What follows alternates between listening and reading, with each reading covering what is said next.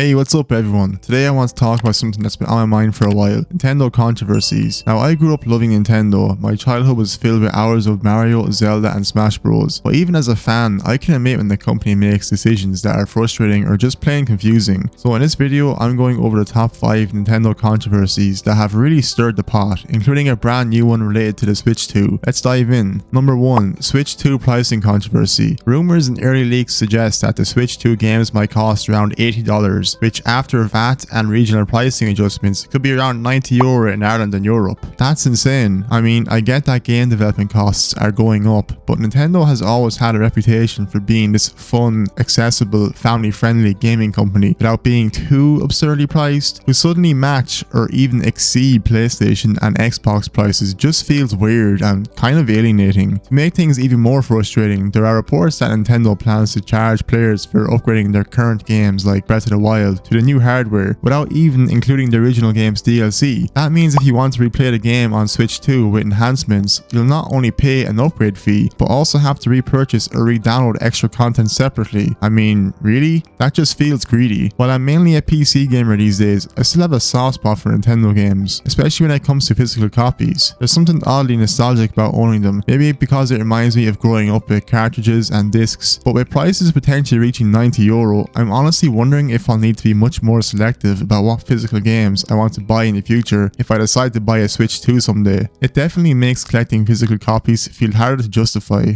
2. Nintendo's aggressive fan game takedowns. Nintendo has a long history of shutting down fan-made projects. From Pokemon Uranium to AM2R, another Metroid 2 remake, these games are often made out of love with no profit involved, yet Nintendo still sends out DMCA strikes to take them down. Personally, this one really bothers me. Fan games keep the community alive and show how much passion people have for Nintendo's games and worlds. I understand protecting your IP, but sometimes it just feels unnecessarily harsh. Instead of encouraging creativity, Nintendo often seems more focused on control. What makes this worse is how inconsistent it feels. Some fan projects seem to fly under the radar, while others get nuked almost instantly. And often, by the time fans hear about a cool new project, it's already been taken down. It creates this hostile environment where even passionate creators are scared to show their work. 3. Joy-Con drift issue. Ah yes, the infamous Joy-Con drift. If you own a Switch, there's a good chance you've experienced this. The analog stick starts moving on its own, making games frustrating to play. The issue became so widespread that lawsuits were filed and repair programs were launched. Nintendo was slow to respond, and while I never experienced this myself, I can definitely see it being something that frustrated a lot of people. When something like this becomes so common, you expect a big company to step up and take responsibility. A lot of people hoped that newer hardware revisions would fix the issue, but even then, it seems some users still reported the same drifting problems. Even more frustrating is how long it took for Nintendo to even publicly acknowledge the issue.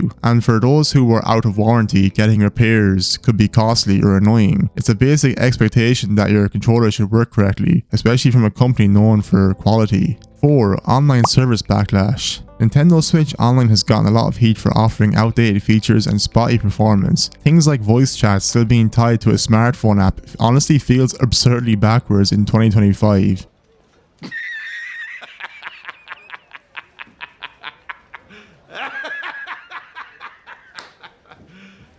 Are you serious? And the expansion pack, while it added N64 and GBA games, came with a steep price increase. From my perspective, it just doesn't feel like we're getting the same value that Xbox Game Pass or PS Plus users enjoy. Yeah, the retro games are cool and all, but it feels like Nintendo is relying too much on nostalgia instead of offering a truly modern online experience. Add to that the inconsistent connection quality in online games like Smash Bros Ultimate or Mario Kart 8, and it's no wonder people are frustrated. We're paying for online now, so in my opinion we should expect better. 5. Limited time game releases. When Nintendo released Super Mario 3D All-Stars for Mario's 35th anniversary, they announced it would only be available for a limited time, both digitally and physically. After March 31st, 2021, it was gone. This artificial scarcity caused scalpers to swoop in and prices to skyrocket. I honestly found this one very disappointing because it felt manipulative, like they wanted to pressure people into buying it quickly, even if they couldn't afford it at the time. For a celebration of such a famous and beloved character, character, it just left a bad taste in my mouth. This move also sets a worrying precedent. If Nintendo sees success in artificial scarcity, what's stopping them from doing this again? It's a tactic that doesn't benefit the players at all. It just creates panic buying and benefits resellers too. Nintendo is a great company with a legendary history, but it's not without its flaws. I think it's okay to love a company and still hold it accountable. I'd love to hear what you think. Do you agree with these points? Are there any controversies I missed? Let me know in the comments, and if you enjoyed this video, give it a like and maybe consider subscribing. I've got more gaming content coming soon. Thanks for watching.